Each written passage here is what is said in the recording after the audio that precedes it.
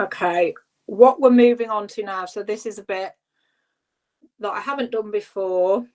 It really is a whistle stop tour on some parts of genetic diversity in dogs, but particularly because in January the Kennel Club released for each breed a population analysis, and they provided a report for every breed, and it had done analysis of various things which I'm going to go into on this. So what I would say beforehand is this is information in terms of Whippets specifically. That is, it's not the world according to Joe Whitehead, it is the world according to the Kennel Club's analysis. So it's not my take on it, this is facts from their analysis. Obviously I've helped to explain some of the genetic things that we talk about in there, but yeah, it's not me putting a spin on it. This is what their analysis has found. What I will say that's slightly frustrating, and why I haven't put some of the graphs or charts in, is they looked at data up to like 2021, so we're already 5+ years out of date, which is not as helpful as it could be. Okay, so I'm going to be a bit ad lib with this as well, and I haven't practiced, so you have to bear with me. So it's what is genetic diversity and why is it important? So if we start with that. So ultimately, what anyone wants to say or whatever's happened in the past, it's not rubbish. It is genetic fact that we need genetic diversity, and that's in every species of everything going. It's essential for the long-term health of that species, breed, or whatever, and ultimately it does reduce inherited diseases, and it improves the adaptability and survival of that animal, breed, or whatever. Okay, so I'm going to read this out. I think it's important. Genetic diversity in UK Whippets matters because it underpins the breed's long-term health, resilience, and ability to avoid inherited disease. A genetically varied population is better able to maintain strong immune function, reduce the expression of harmful recessive conditions, and sustain healthy fertility and lifespan. Whippets already show signs of narrowing diversity through selective breeding and popular sire effects, which can concentrate genetic risks and reduce overall robustness. Maintaining diversity helps preserve the breed's physical soundness, behavioural stability, and adaptability for future generations. Okay, and what I would say at this point is that I think you will get a lot of difference of opinion in terms of, oh well, it's loads of inbreeding is fine because we've always done it and we've had big litters and they've been healthy and we haven't got any problems. And whilst I do respect that that's from people's experience, I think what's really important to all get on board with and understand is pedigree dogs are a very recent thing. You know, stud books were open until not really very long ago.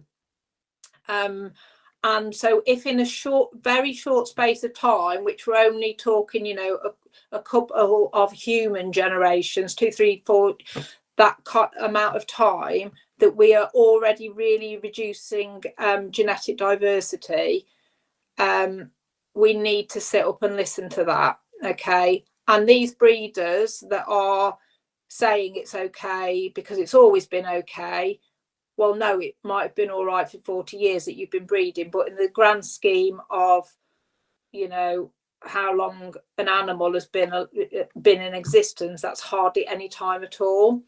So I hope I've sort of expressed that point really. And again, with respect, we didn't know in the past or in past generations about genetic diversity. There hadn't been the same studies, things that we're going to talk about like inbreeding, depression, etc. No one knew about them, but they're not made up. It's not, like I said, not Joe Whitehead's take on it. These are genetic facts and things that have been seen in loads and loads of populations of various species and animals across the world for a very long time. So if we move on to talk about what reduces genetic diversity in a breed, so a small population size. Whippets, we will also, well, we haven't got a small population size, have we? There's loads of them. We've got nearly, you know, the top entry, it shows. We have high levels of registrations, even in the post-COVID slump, which we'll go into. You know, we're good, but we'll go on to saying, on to explaining that isn't really as big as we think. Limited migration. Now that's when we're talking about a population of polar bears or something like that that can't get onto the next island anymore because the ice has melted. Those are those sort of things. But if we look at it in terms of pedigree dogs, it's you know, in the past it hasn't been as easy to access different lines from abroad, for example. Okay, overuse of certain sires. Obviously, a dog can produce a lot more puppies in its lifetime than a bitch. We go on to talk about popular sire syndrome and also the strong selection for specific traits. Now, that's where it's important when I'm talking about our population is a lot smaller than we think, because I think pretty, you know, if most of the people on this call are show breeders, okay, so of the population of whippets that have been registered with the Kennel Club this year, let's all be honest, how many of those litters are we interested in for future sires just by looking at on paper? Well, me being honest, if I'm, you know, I'm purely from, if I want to produce a dog that I think, yeah, that's going to look exactly how I want it to and it's going to win, well, I could cut out probably 95% of the litters that have been registered. But I might be slightly exaggerating, but most of them, they haven't got the specific trait that we as a show breeder want. Okay, so yes, we've got lots of Kennel Club registered whippets, but we've almost got subpopulations within that a lot of those aren't crossing over. Okay, so I've put a couple of the facts in here on Whippet. So between 1990 and 2021, our registrations more than tripled in that time. But 21 was ridiculous. It was that COVID boom. And since then, although the Kennel Club haven't put it in the data they gave us, it's absolutely fallen down significantly since. Okay. Now, this is where we go on to being able to illustrate the point I'm saying about how many dogs we interested are. So only 4.4% of the breed have their stud book number.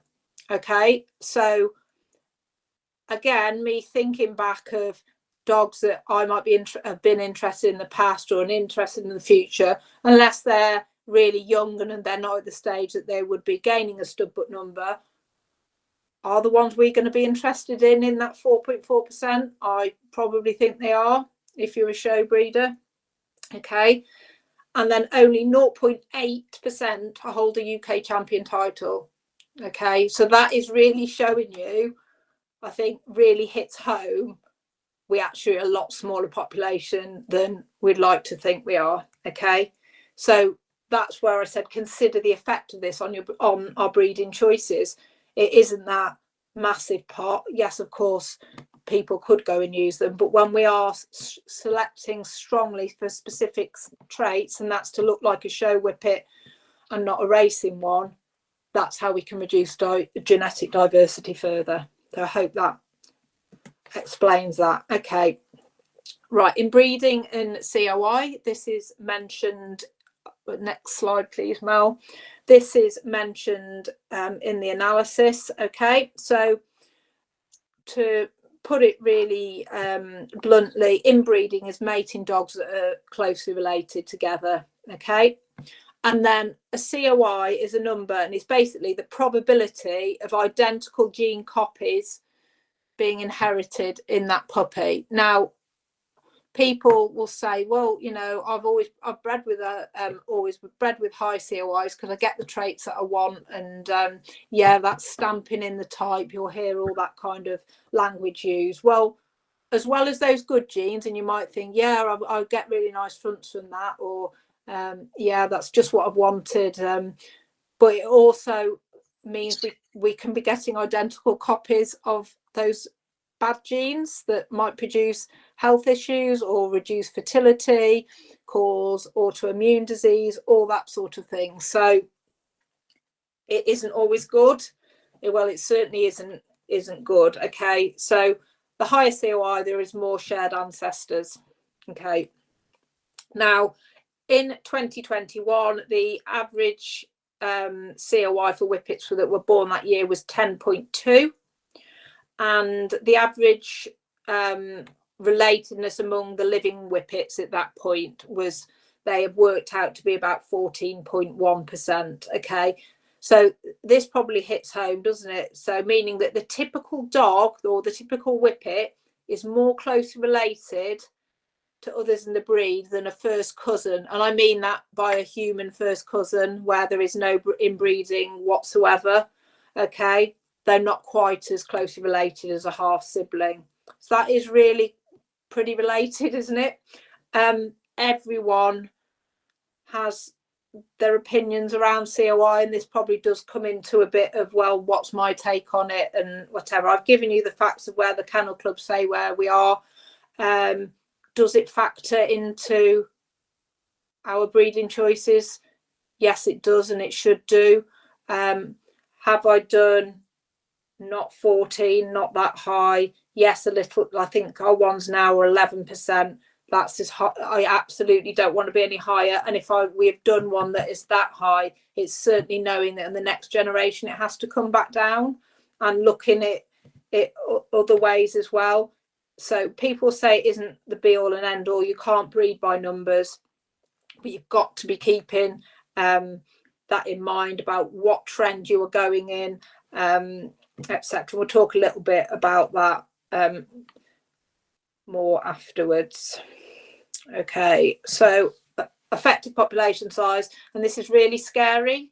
So this is a measure of how fast diversity is lost within a breed or species. Okay, and it's basically influenced by the number of breeding dogs, if there's any bottlenecks in the population, how many of the dogs that we've got are actually contributing to the breed. And it shows you there the chart of what number would show what category you win. And where the analysis that the Kennel Club did brought out an effective population size in Whippets of 74. So we're in the endangered zone, and the breed is losing genetic diversity faster than it can maintain it. So we are vulnerable because of that. So we do need to sit up and listen, and we do need to think about what we can do. Okay. So the next slide, we talk about inbreeding depression. Now, inbreeding depression, again, this isn't something that the Kennel Club have just come up with and made up. I'm just not putting my two penneth in it. It has been seen the world over in lots of species for various reasons. If you want to break it down into the wild, when a population of, I can't remember what it was now, but say we'll say of some wild cats or something, they got stranded on an island. Okay, that is all there is. Okay, that is basically, it's a closed stud book, for want of a better expression. There is nothing left to do but keep breeding with your relatives because there's no one else there. And okay, and then what was seen over time, if you Google it, you'll see of various populations that have seen this in different areas over time. And then they all start getting sick, they all start getting autoimmune diseases, they start having smaller litters, they start aborting them, the dogs go infertile, half of them don't have balls. That's what inbreeding depression is. Okay, so it's well documented. It is very much linked to reduced survival and impaired reproduction, reproductive issues, have been noted by the Kennel Club analysis, and this is their quote: there is a significant negative association between COI and litter size in the breed. Litters with higher COI tend to be smaller. Again, this is an analysing thousands, isn't it? It's not somebody who can tell you, oh, I had a litter with a COI of 35% and there was 10. Okay, you know, that's their one-off things, but looking at it as a whole, it has a negative association. Okay, and with that effective population size of just 74, the UK Whippet population is at risk of inbreeding depression. So I think that is probably a little bit depressing in itself, or makes it we have to think about it. Okay, the next slide. So imported dogs are talked about in the population analysis. Okay, so generally, and in any species or population, if dogs or animals come in from elsewhere, they can add some new genetic variation to the breed. But what we need to think about is it depends how long those populations were separated. If two islands floated apart 10,000 years ago, okay, the common ancestors are so far away that they're just basically not related anymore, are they? So you could just think, yeah, that's great. They're two new subpopulations coming together. However, if those islands floated apart when their grandparents were born, well, we've not really got much variation at all. Okay, so that's the short pedigrees. So if you're only looking at a 3-generation pedigree, for example, it might not actually be telling you, well, yeah, I'm looking at that import, but most of the dogs behind it are all the same ones that are behind ours. Okay, and in the analysis report that the Kennel Club did, they had a chart saying where, you know, most of the dogs had come from over what time period. Again, it only did it up to 21, and in 21 it just fell through the floor because of COVID and no one could bring in dogs. They had island classed as importing? I mean, I think that would be stretching it when it is so easy. And then lots of dogs that you class as an import, you know, we've got a bitch, she is technically an import, but a dad's an English dog on a mum's side. There's lots of that pedigree in the UK. That is not bringing in some different genes, you know, that effectively, although it's got import after a name, she is got a UK pedigree. Okay, so we have seen in the UK a lot more Whippets being imported. That's increased over time. It's become more accessible, easier to do than it was before, and that's probably why it's happened. When these imports arrive, there's an increase in the percentage of litters produced by them. So if it's an imported dog, that's more likely to produce more litters than a dog that was born here. And I suppose that probably makes sense because people are thinking, oh yes, here's some fresh blood. But interesting, look a bit beneath the surface and the pedigree behind it, and is it actually really making a difference or not? That's the message on that one. Now, popular sires, there was quite a lot written on the Kennel Club in this. Okay, so popular sire syndrome, if certain sires are overused, it reduces the diversity in the breed. It can spread harmful variants quickly, and a single dog should not dominate the gene pool.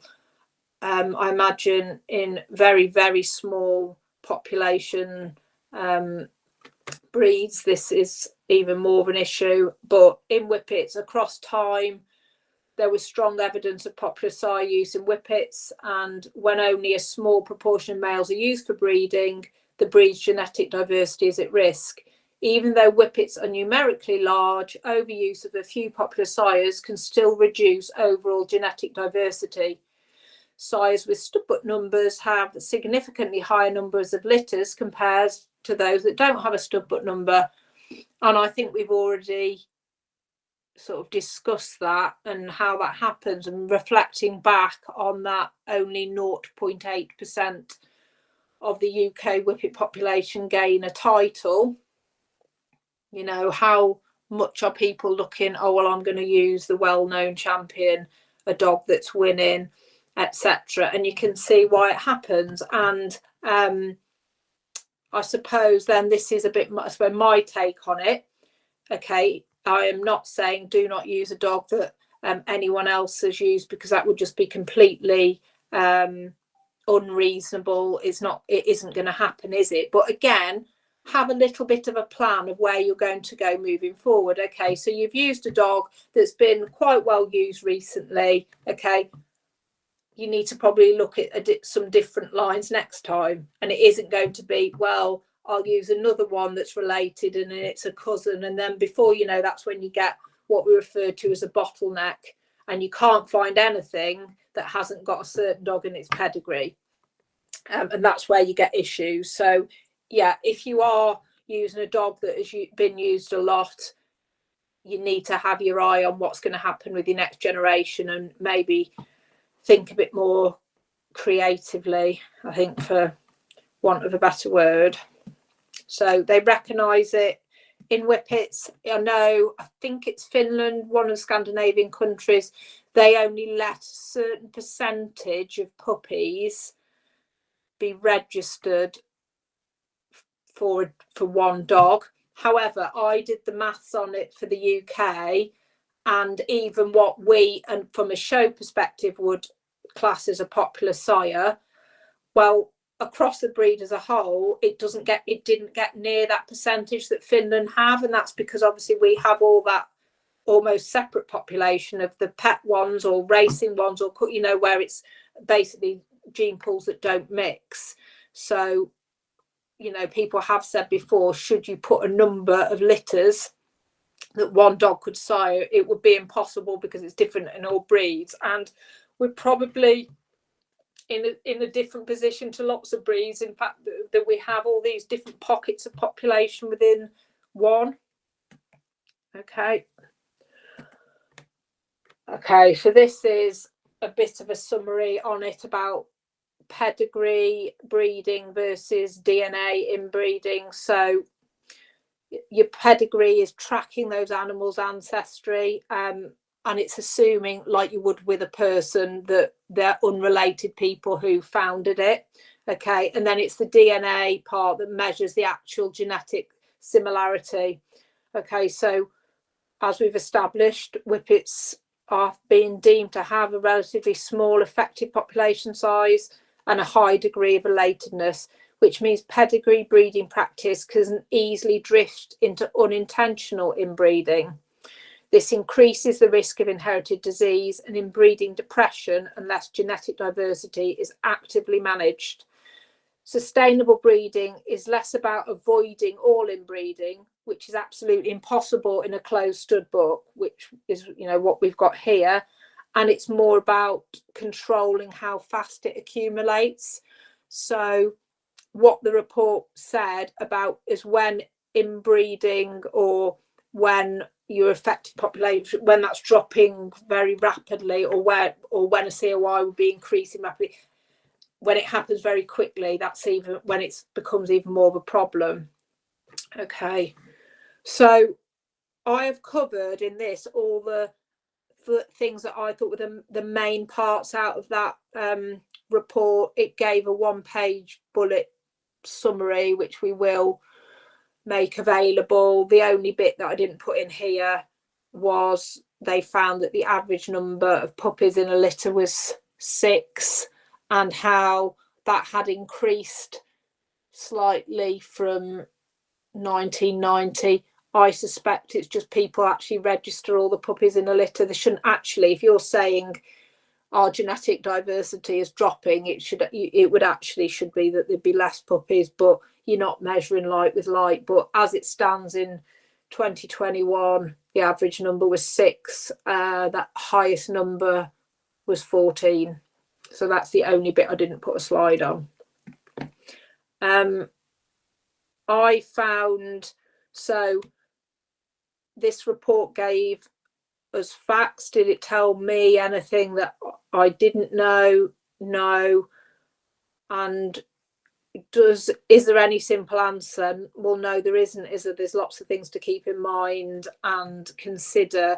And I think what we all have to remember is we are guardians of the breed for a relatively small amount of time, and I think it's everyone's responsibility to have those thoughts with themselves and those considerations about what they can do to help protect it moving forward. Because will any breed be able to exist if it carries on going the rate it does in a couple of 100 years time? Probably not, being honest. And that's, like I said, when you get people saying, oh, it's fine with I've bred like this and my mum bred like this. Yeah, that's a really small amount of time when you look at populations over what's longer. So I hope that has been of some use. It may have been a bit garbled and a bit mixed up, but yeah, I hope it's been of some use.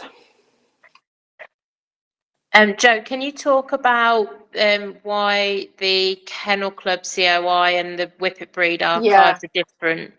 Yeah, so the Whippet, if you are wanting to find out the COI of a planned mating, use the Whippet breed archives, because that is more correct. COI is only as good as the data that's there.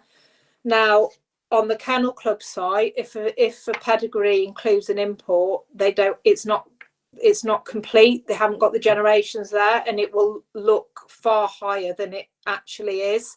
They, like, for me now, looking with our dogs, because we have got quite a lot of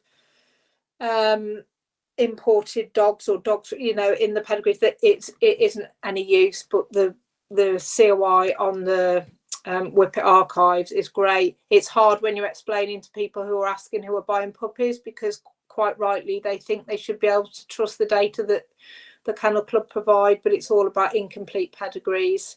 So yeah, it just starts at when that first imported dog gets put onto the UK into the UK Kennel Club registration, and there's nothing behind it, unfortunately.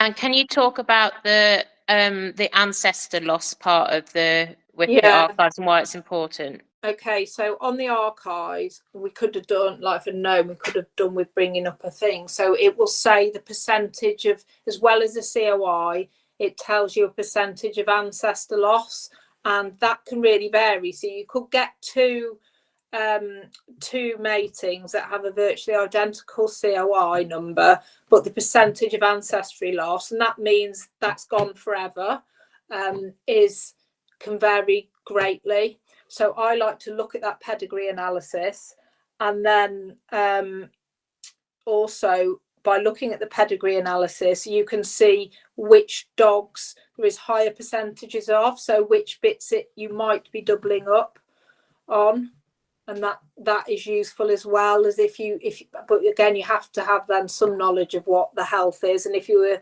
thinking, well, that's a bit that now I'm trying to breed away from, that's how I use it. Okay, and then there's a question about, is the litter of 14 genuine? We've got an answer on the chat about there being a litter of 13 that we know of within dogs that we know. Yeah, I mean, so that's what the Kennel Club have registered. I know, because we've had a few 10s and they don't question that. Mel, you had 11 and you had to provide, I say proof, a photo, didn't you? Yes. Yeah, so I think what they see is up to what's normal is 10, and then above that, basically they ask you to provide a photo of the mum feeding the puppies. But you hear of practice in other breeds or of unscrupulous people where they register, they have two sisters that have litters at the same time, they register them all to the one bitch, and then the other bitch will be mated again on a next season. So in this country we don't DNA test, do we? Whereas in say in Holland, they come out from the Kennel Club and they are DNA tested, so exactly which it is, that puppy from those parents. But we don't do that in England, do we? So and everything is based on honesty, isn't it? When you register a litter, there is no way we can know, other than if I've had ones in the past where I've looked and known that wasn't possible because of colour. But Yeah. Would you like the archives brought up, Joe, on the screen? Yeah, we could do. Yeah. Jan, you're quite good at explaining about ancestry loss, aren't you? Putting you on the spot. I was just going to type it in, and then I thought, Jesus, I'll be here all night. The difference between ancestor loss and COI, say you've got two separate lines of pedigree whippets, right? So you've got, for example, not very likely, but you might have a racing line that's extremely inbred for speed. So its COI of that dog or bitch is massively high. Then you could have another one that is showbred, that is highly inbred on show lines, also with a massively high COI. Now, if you make those two separate lines together, your COI will come out as extremely low. And you'll think, whoopee-doo, I've got a COI of 1%, so that's marvellous for diversity. But because those two separate lines are highly inbred themselves, when you check the ancestor loss, you'll find it's huge. Does that make sense? Yeah. So what I'm saying is COI on its own is only part of the picture. An ancestor loss is really important. For example, if you looked at, say, a 10-generation pedigree of a mating, then that would give you, if every single dog in that 10 generations was unrelated, you know, like you've plucked them off the street, so they're not related at all, that will tell you how many ancestors that mating could possibly have, which might be 3,000 different unrelated dogs. What ancestor loss tells you is when you mate together two dogs that are related, in other words, you've chosen them for selective purposes, instead of the 3,000 ancestors that puppy could have, with all its diverse genetics, all its genes would be different. But because you're losing ancestors, and you might end up with only, probably I'd say 200 ancestors, and those 200 ancestors, you've lost all those possible genes. So whereas you could have a massive amount of genetic diversity, when you look at the ancestor loss, you have lost all those different genes that you could have had. That nobody, because when you're talking about genetics, we only really look at the genetics that produce what we know, such as big luggles or bad tails or bad temperaments, but the amount of genetics that go into something like the immune system is just an example. For the immune system to work properly and well, the immune system has to be as diverse as possible. In other words, as many different dogs involved in producing the genes for that immune system as possible. So when you've reduced the number of ancestors from 3,000 to 200, you've reduced the genes that are going into making up the immune system. That's just one of the small things. Well, the immune system is quite a big thing, but so that's why COI and ancestor loss really should both be of consideration. So if you're looking at, say you were looking at 2 studs, for example, and you did the COIs on them and you were sort of a bit ambivalent about which way to go, and the ancestor loss on one side, if you did one mating, you would have lost 500 ancestors that you could have had. But you look at the other mating, and that's really good. You're only losing, say, 20% of the ancestors that you could have had. Then if you're a bit ambivalent, then choose the one with the least and with the most ancestors. So the least ancestor loss. And if Joe brings it up on the archives, you will see, because there's a page on it and it says possible ancestors, and then your mating, how many ancestors you will have on your mate, on the mating that you're thinking of doing. Is that on Mate Select, Joe? If you go on, if you put a test mating in and then do, or if you go down to pedigree analysis, Mel, probably on that pedigree analysis, yeah, that's it. I can't see without my glasses So on. she had a coefficient, she's got a coefficient of under 3%, so that's obviously Yeah, low, so but if you look on it says actual ancestors in 7 generations, yeah, 157, yeah. maximum ancestor count 254. So you're actually losing, your percentage of ancestor loss is 38%. Which So is actually, that's actually quite a low one for a show that's one. quite good. Yeah, that's good. Because Yeah. a lot of them you'll be losing A lot of well over half. well over half. Yeah. And that, people, I think, have got to try and think of it as what you are actually losing is genes, alleles you're losing. Because every time a dog and a bitch have got the same alleles to pass on to the puppies, you are losing. So let's say there could be 4. So with your sire and your dam, like Joe was discussing with the colour genetics, for every single gene in that dog's body, there are 2 alleles. The father has got 2 and the mother has got 2.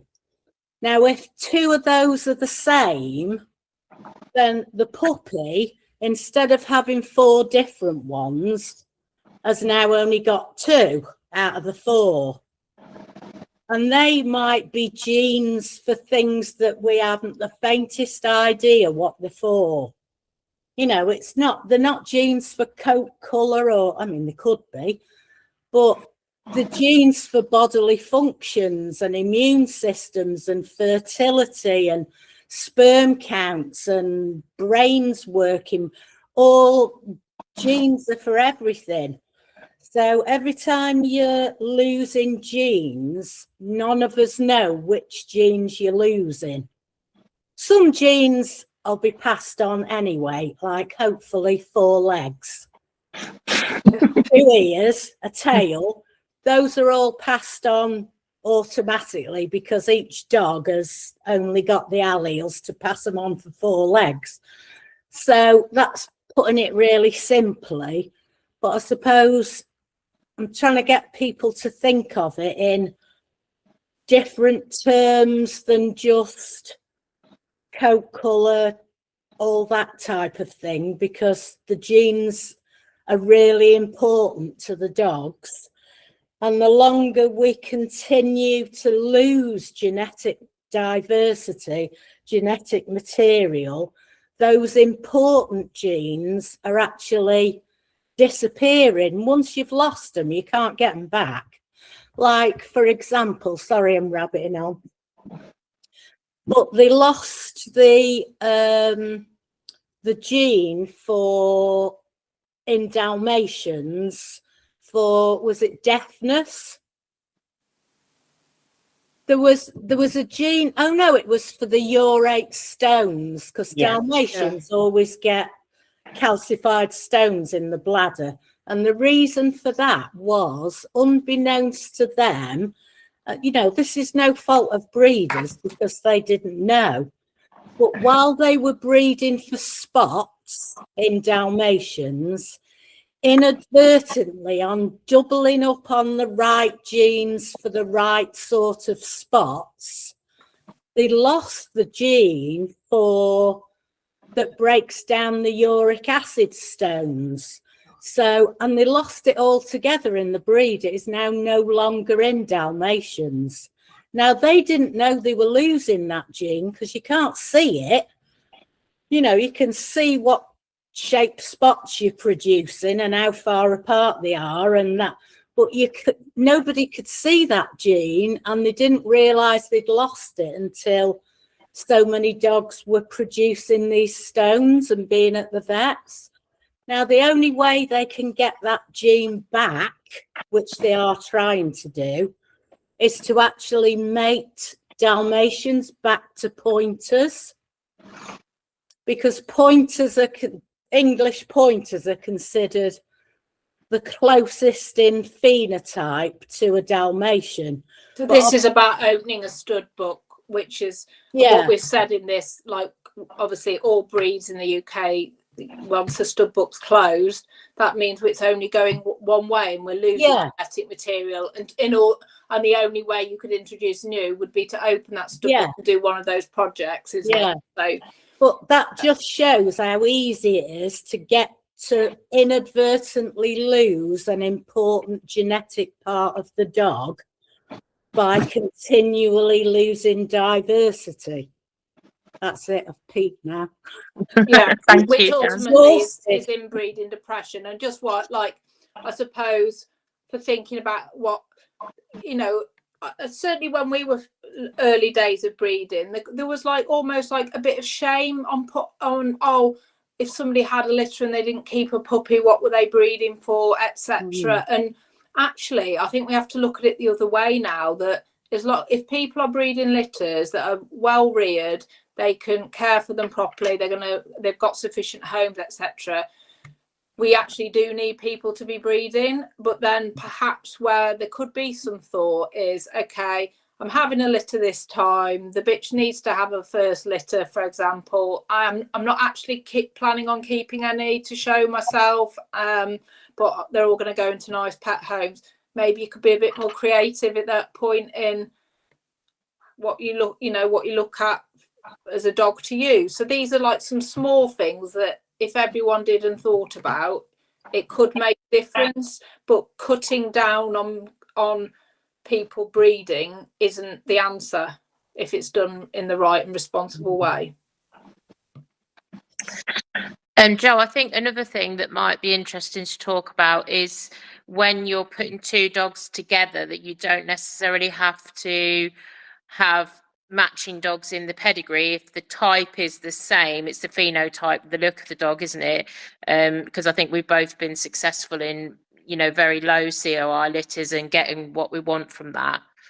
Yeah. And again, you will see, and there's going to probably be no change in some people's opinion on it, that they will say, they can only produce the best dogs we've produced are, well, what effectively we would say is inbred now, or would have COIs and then mating. Well, it wasn't that long ago where you're still allowed to mate a mother to its son, etc. Obviously not anymore, but it doesn't necessarily work like that at all. And there are ways and if you are breeding for phenotypes, that's what you can see on the outside as well. So say if I'm looking, right, okay, well, I want a nice front, or I want, okay, right, well, it might not be related at all, but that's what I'm breeding for.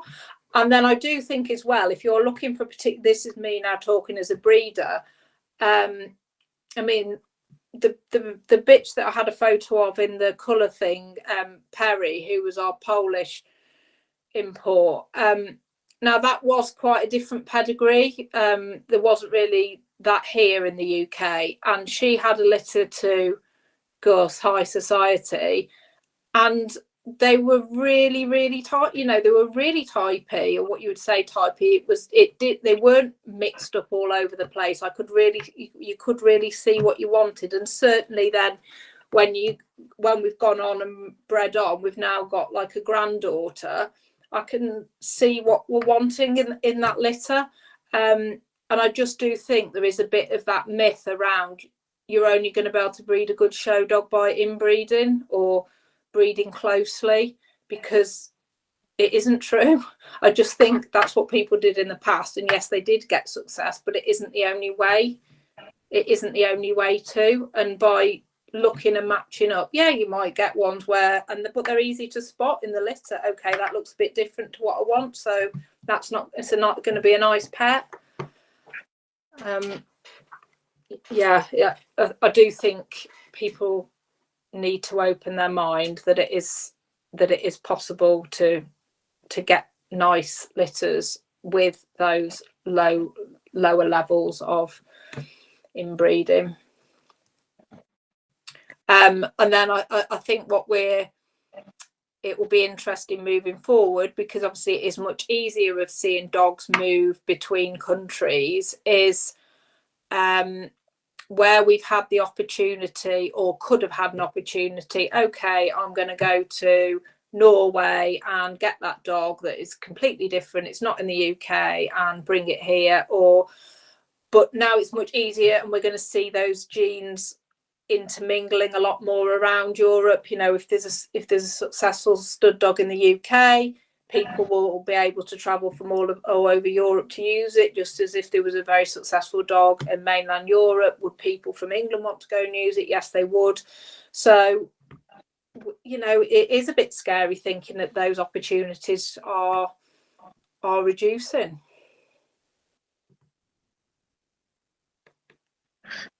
Okay, any more questions? If you haven't managed to get it in the chat box and you want to put your mic on, you can now.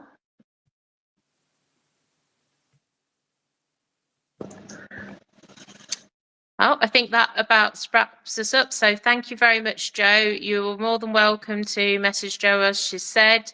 We've got all our breed council emails as well on the website if anybody wants to ask anything in the future. But otherwise, thank you very much. Thank you, everyone.